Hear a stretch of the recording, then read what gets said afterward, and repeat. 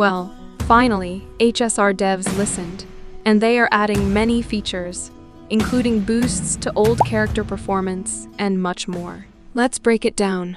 First, let's talk about the story because, wow, Amphoreus did not hold back. Right from the start, players were hit with a massive info dump, and it was a lot of yapping. And while the lore is interesting, not everyone wants to sit through long, text-heavy dialogues just to progress the main story. To fix this, the devs are cutting down on unnecessary explanations and giving players the option to skip certain lore-heavy sections. So, if you're the kind of person who loves deep world building, you can still explore it all by talking to MCs. But if you'd rather just move forward, you'll now have that choice.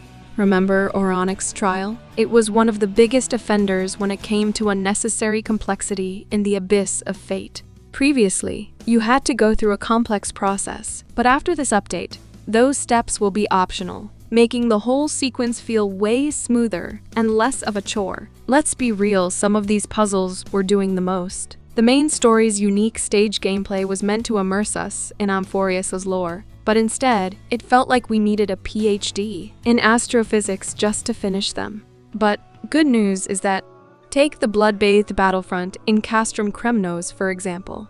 Before, you had to restore 4 soul-forging statues just to piece together Nicodor's divinity, like we're out here solving ancient mysteries instead of playing a game. After the update, you can just have a quick chat with Neus and complete the objective much more quickly. Sounds good, right?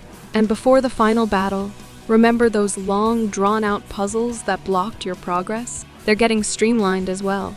Now, in some of these puzzle-solving areas, you'll have the option to simply talk to Neus and jump straight into combat instead of being forced to solve every single puzzle. If you enjoy puzzles, they're still there for you. But if you'd rather just fight and move forward, you won't be stuck solving things you don't want to.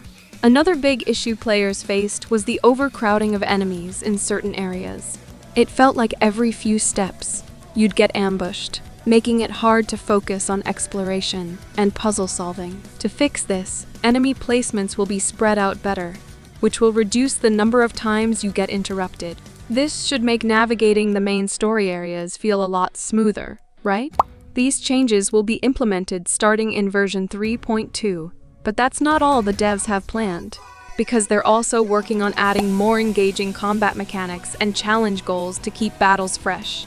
And for those of you who feel like older characters are starting to fall behind because of power creep, there's good news. Hoyo will introduce character buffs soon. The team is actively looking at ways to strengthen older characters so they can keep up with newer units, making them more viable in battle again. Well, I can't wait to test my blade on the battlefield again because this poor guy is benched since start. I think this is the most requested thing in Honkai Star Rail, right? What do you all think about this? It's clear that the developers are listening, and these changes are just the beginning. They've emphasized that Amphoreus is meant to be a long-term journey, so expect even more adjustments in future updates. But for now, these fixes should go a long way in making the game feel less overwhelming and much more enjoyable. So, what do you think about these updates? Do you like the idea of skipping certain puzzles and lore sections? Or are you someone who enjoys all the extra details? Let's talk about it in the comments. That's it for this Developer Radio update. Stay safe. I'll catch you in the next one.